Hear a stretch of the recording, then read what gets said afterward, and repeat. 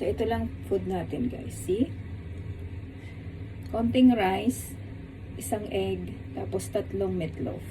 Pero yung rice ko brown. Tapos mag-make tayo ng coffee. As usual, coffee is life, sabi nga nila.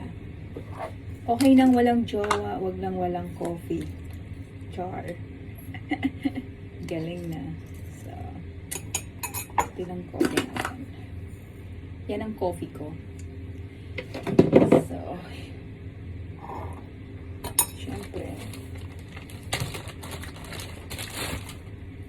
ito nilalagay kong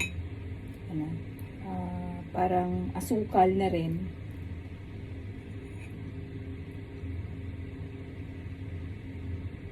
Ay, ang tagal.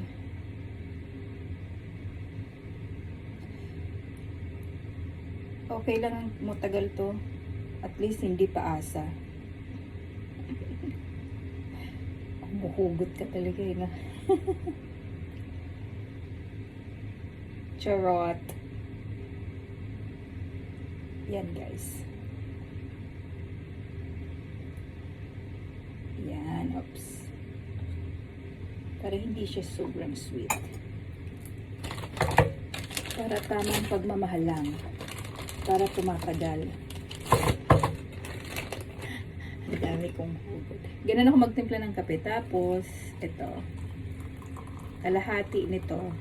Yan, tubig, half. Kasi po, lalagyan ko po siya ng milk.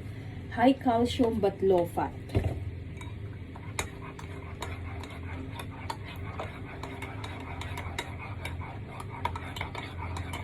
Pero prefer ko po talaga yung yung giniling na kape talaga, yung fresh.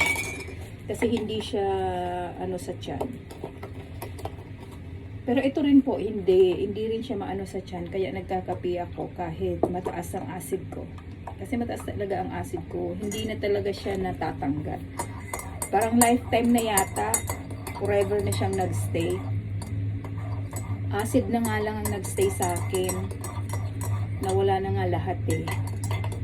Pero yung acid, nagstay pa rin. Forever ko nang kasama. So, yan lang guys. So, kain na po tayo ng ating breakfast for today. At syempre, dapat mas maganda samahan nyo din ng ng orange, tsaka ng banana everyday kasi mas healthy po siya. Lalo na ngayon.